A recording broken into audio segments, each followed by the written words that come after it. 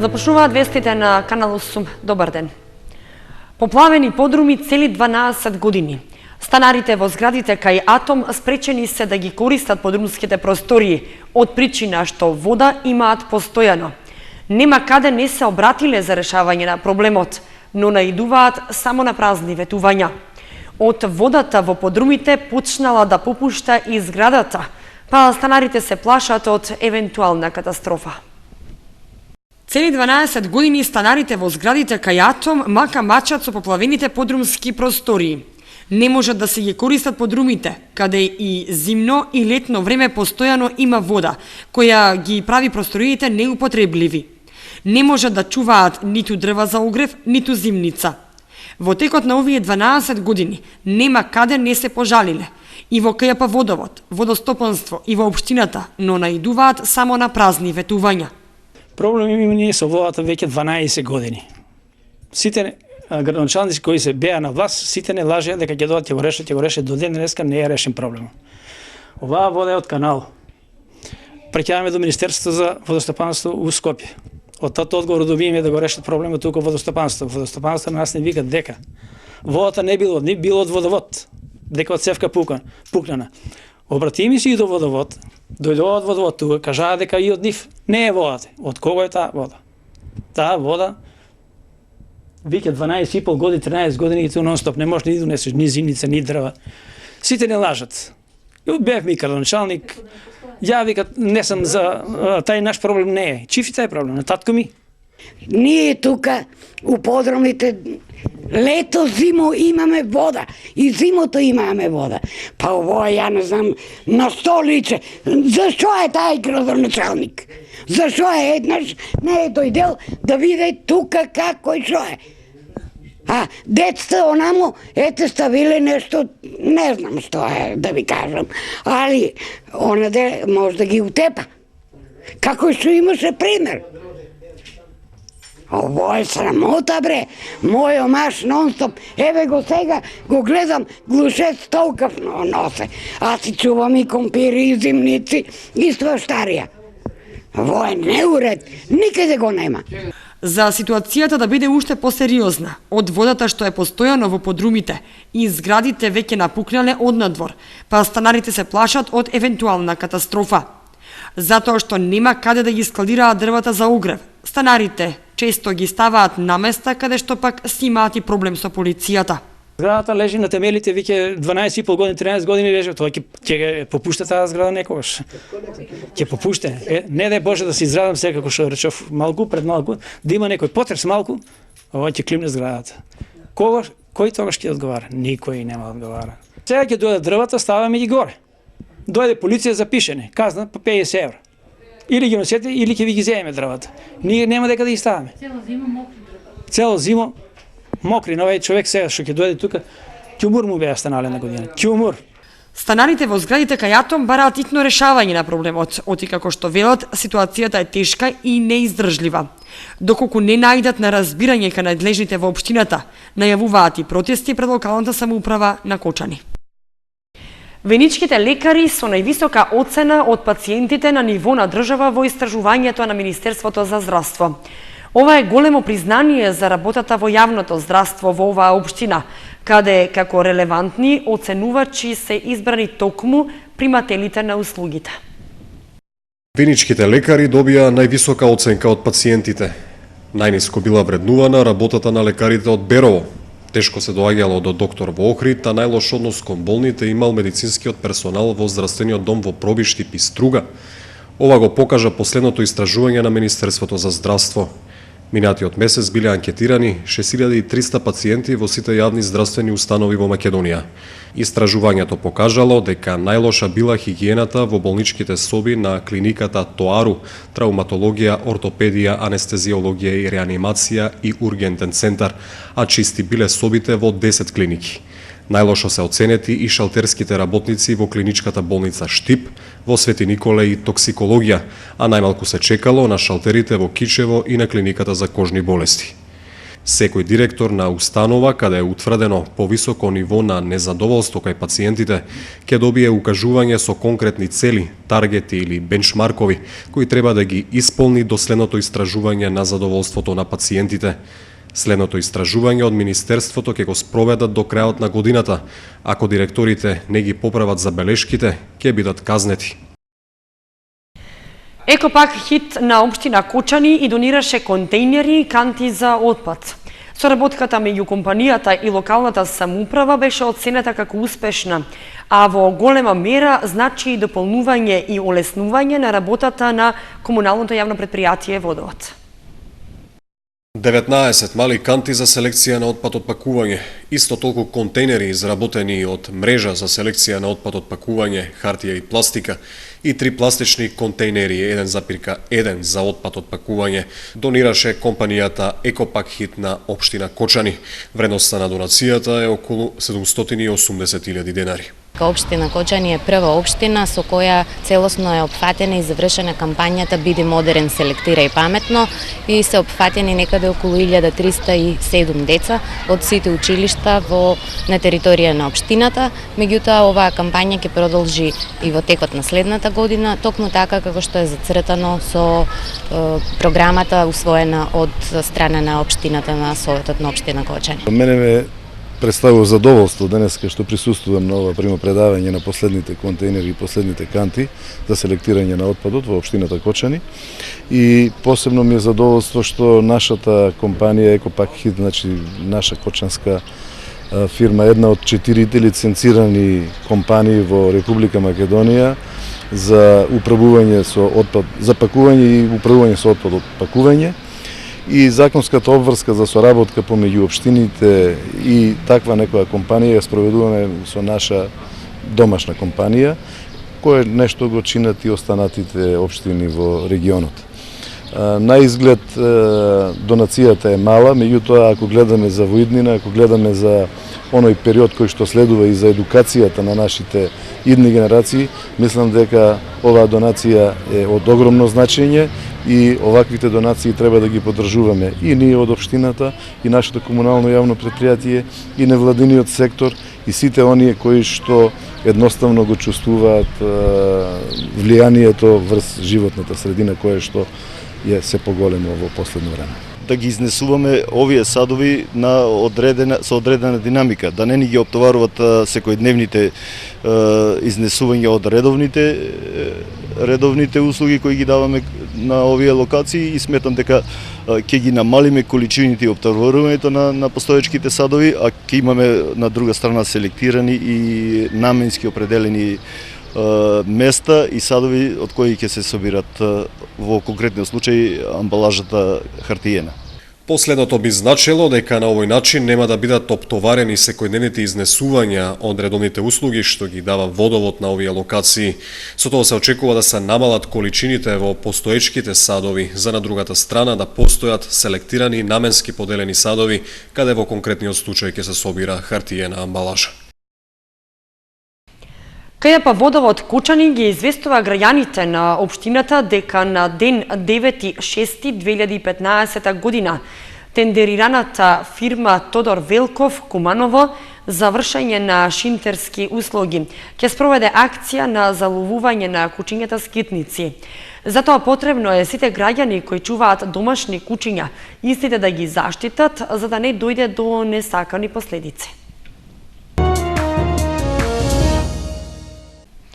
Учениците од Основното училиште Малина Попиванова први во државата во истражување на биодиверзитетот во Брегалничкиот регион. Заклучиле дека значително е намалена флората и фауната на овој дел од Брегалница и ги информирале надлежните за тој проблем. Учениците од 7 оделение од Основното училиште Малина Попиванова, Милена Златкова, Благица Ефремова, Љубомир Јовановски, Никола Петрушев и Иван Стојанов први во државата во истражување на биодиверзитетот во Брегалничкиот регион. Истражувањето го вршеа под менторство на наставниците Александра Дојчинова и Славица Атанасова. По повод Меѓународниот ден за заштита на планетата Земја, односно 5 јуни, од Сдруженијето на граѓани ОХО организираше надпревар за креирање на екоистражување како дел од проектот Еколошко образование за очувување на биодиверзитетот во Брегалничкиот регион. Нашето училиште учествуваше во надпреварот и истражувавме на тема карактеристична флора и фауна за Брегалничкиот регион. Увидовме дека од околината на Брегалница има многу видови на растенија и животни кои ги имаме како податоци. Од добиените податоци ние увидовме дека има разновидни инсекти, но имавме исклучок на тоа што има намален број на флора и фауна поради загадувањето на природната средина. Заради намалувањето на флората и фауна преземавме мерки, кажавме на одредените институции да преземат мерки за заштитување на флората и фауната. Со освојување на првото место се здобија со право на учество на екокампот организиран од организацијата ОХО, кој ќе се одржи на планината Голак. Екокампот се состои од 4-дневна еколошка едукација, спортски активности и забава за учесниците. Секоја година од детската градинка Павлина Велјанова излегуваат по 200 мини матуранти кои своите активности ги прикажуваат пред родителите и блиските склопено во заедничка завршна приредба. Во преполнетата сала на Центарот за култура Бели Мугри, децата на возраст од 5 и 6 години се представија со своја програма, која што ја припремија заедно со воспитувачките од градинката. Мини матурантите од детската градинка Павлина Велјанова на заедничка завршна приредба ги представија своите активности, работени во текот на годината. Како и секоја година, и оваа година кругот на играта, дружењето и учењето во градинка на децата од предучилишна возраст, на воспитните групи од 5 до 6 години, на некаде вкупно околу 200 деца, од сите 4 објекти на детската градинка Павлина Велјанова, го затвараме со завршна приредба. Оваа година завршната приредба беше во знакот на мултикултурализмот под мотото различни, но сепак исти, а сепак различни. Децата преку музичко-сценски настап реализираа и ни се представија со музика на вкупно 7 земји. Македонија, Јапонија, Индија, Бразил, Шпанија и древните индијанци. Мини матурантите од градинката секоја година добиваат и својата табло како матуранти и подготвено излегуваат од градинката спремни за почеток во прво оделение и во училишните клупи. Неодамна се вратија од турнејата од Турција, сега заминуваат за Република Бугарија. Фолклористите на културно-уметничкото друштво Руен македонскиот фолклор ќе го представат во градот на розите Казанлък, каде ќе настапат на меѓународен фолклорен фестивал.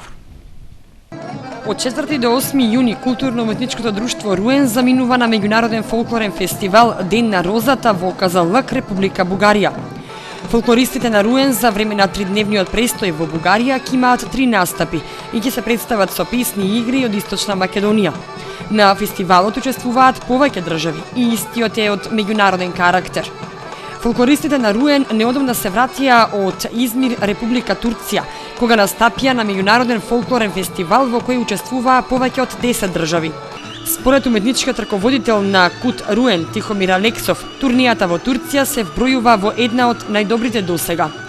Во Измир се представија со повардарје, ратевка беровка, водарки и женско крстено оро. По враќањето од Казанлък, Република Бугарија, КУТ Руен се подготвува за друга турнеја, кога ќе одговори на поканите за Романија, Турција и Босна и Херцеговина.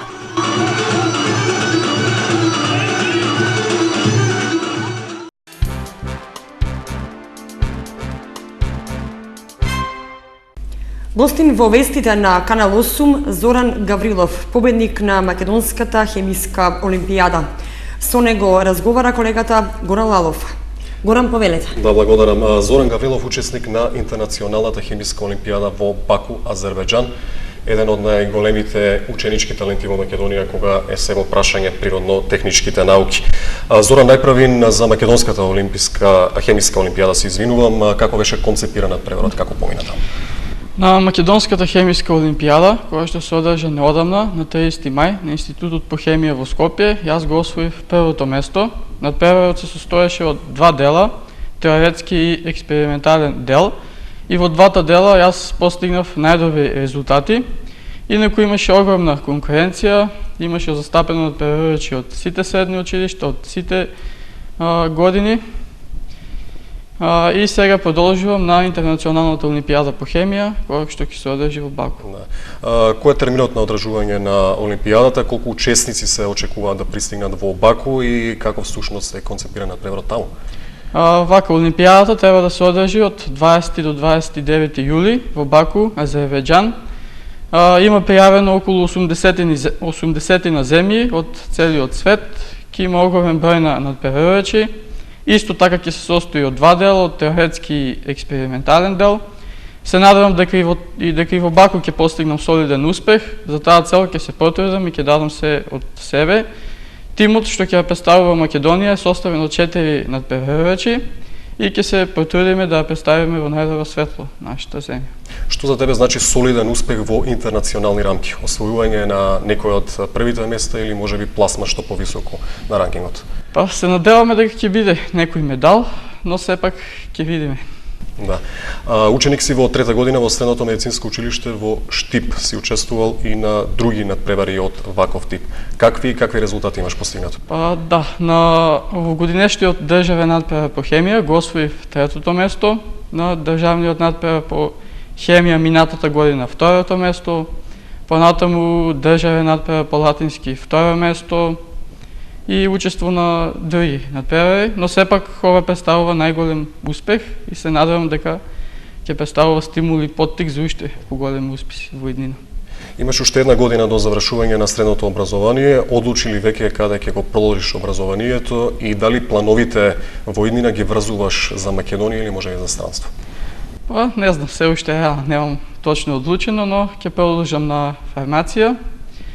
Ќе продолжам да изучувам хемијата, да усовршувам, да стекнувам нови знаења од областа на хемијата.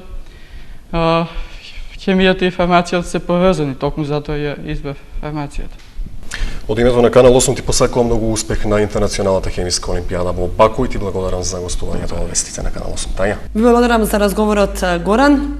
Продолжуваме понатаму со останатите содржини во вестите.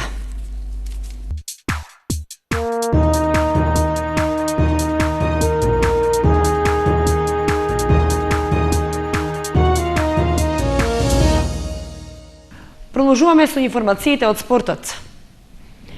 Планинарски марш од село Манастир до село Зовик се одржа во неделата. Учествуваа околу 800 планинари и рекреативци од цела Европа. Маршот е дел од фестивалот Мариово 2015. Група од 4 планинари и рекреативци во неделата учествуваа на планинарскиот марш од село Манастир во Мариово до село Зовик, каде што беше снимен филмот Прашина од Милчо Манчевски. За време на маршот, планинарите имаа можност за разгледување на прекрасниот Гарски мост или така наречен Филмски мост. Патеката е со должина од 23 километри во двата правци. На фестивалот Мариово 2015, кој е во организација на Вело Европа и траеше од петок до недела, учествуваа околу 800 спортисти од цела Европа. На крајот беше приреден ручек во дворот на црквата Свети Никола во село Манастир. Виничката ракометна филијала на Вардар единствен представник од внатрешноста на турнирот Карпош. Настанот ќе се одржи во предстојниот викенд. Голема сатисфакција за виничката Вардарова филијала во ракомет.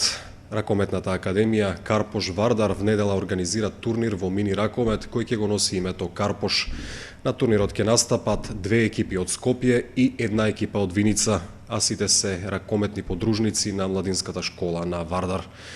Турнирот Карпош е традиционален турнир кој пред 20 на години се играше на отворен терен во Соколана.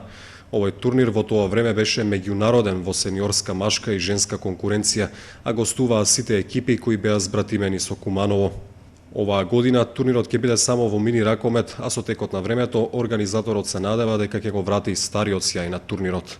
Оваа сезона ќе се започне со екипи од мини ракомет, чии членови се на возраст од 7 до 9, односно од 9 до 11 години. Надпреварите ќе се играат внедела во салата на Основното училиште Христијан Тодоровски Карпош. Почетокот на турнирот е закажан за 11 часот.